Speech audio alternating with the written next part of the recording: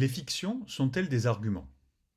La question se pose car toute fiction méconnaît la règle formelle de justice qui consiste à traiter les cas semblables de façon identique. Prenons tout de suite un exemple pour le comprendre. Le Code civil prévoit la catégorie des immeubles par destination, c'est-à-dire des biens meubles qui seront soumis au régime des immeubles. Pourtant, ils ne sont pas des immeubles. On fait donc comme si ces biens meubles étaient des immeubles. Et c'est ici que se trouve la fiction dans ce « comme si ». Dans la loi, un bien meuble est un bien que l'on peut déplacer. C'est un bien qui est mobile, comme une voiture, une montre, un chien, des tables ou des chaises. En revanche, un bien immeuble est fixe. C'est le cas des parcelles de terre, des appartements ou des maisons.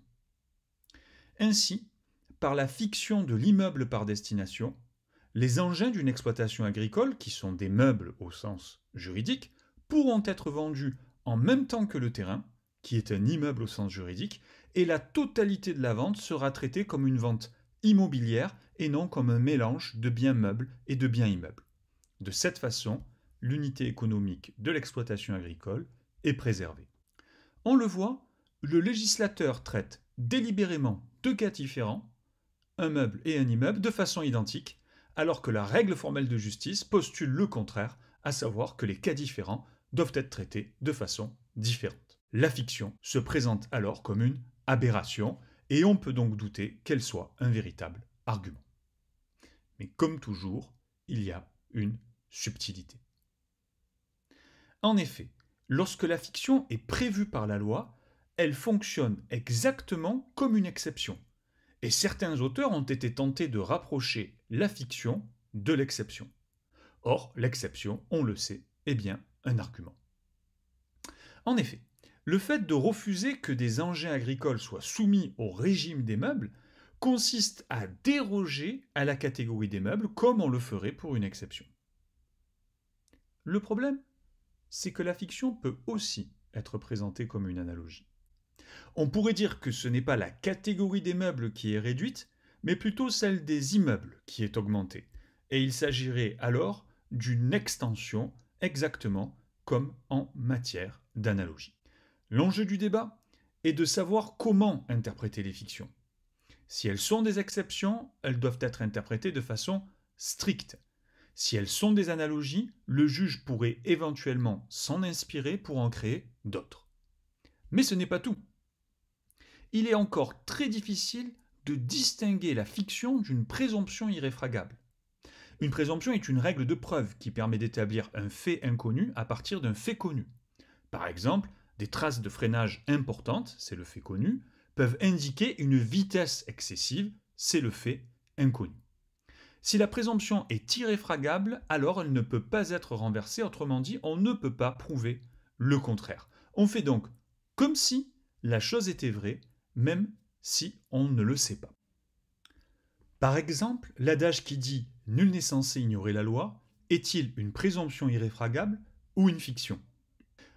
On pourrait dire que c'est une présomption irréfragable de connaissance de la loi, puisqu'on ne peut pas prouver le contraire, mais c'est aussi une fiction car l'on fait comme si toute personne connaissait toutes les lois, ce qui est bien évidemment impossible.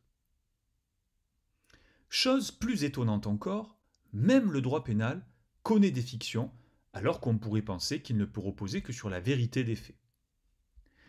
Ainsi, en droit pénal, une infraction commise par un Français à l'étranger sera traitée comme si elle avait été commise en France.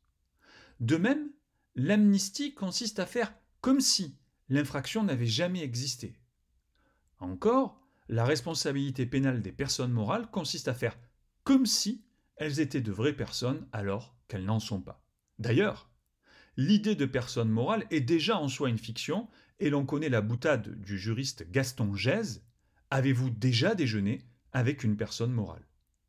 Ce à quoi les défenseurs de la fiction répondent « Certes non, mais à la fin du repas, c'est elle qui paie l'addition. » On le voit, il y a donc une véritable hésitation sur la façon de traiter de nombreuses fictions comme la représentation, la rétroactivité, l'application extraterritoriale du droit, la transmission successorale, le mariage posthume ou encore les clauses réputées non écrites.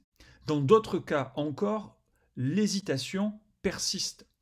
Est-ce que l'adoption d'un enfant est une fiction de filiation? La possibilité pour un enfant à naître d'hériter est-elle une fiction d'existence ou au contraire, cette règle reconnaît-elle justement la réalité juridique du fœtus? Alors, devant toutes ces difficultés et ces questions, que faut-il retenir? Premièrement, que la fiction méconnaît la règle formelle de justice et qu'il est donc douteux qu'elle soit un argument. Deuxièmement, que si les fictions sont prévues par le législateur, elles se rapprochent des exceptions.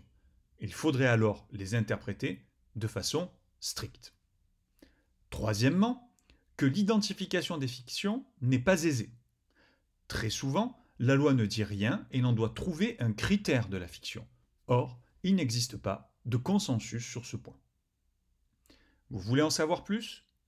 Approfondir le débat sur la nature et le rôle des fictions? Comprendre leurs différences avec l'assimilation? Connaître les critiques dont les fictions ont fait l'objet? Tout se trouve dans le manuel Argumentation juridique dont les références sont dans la description.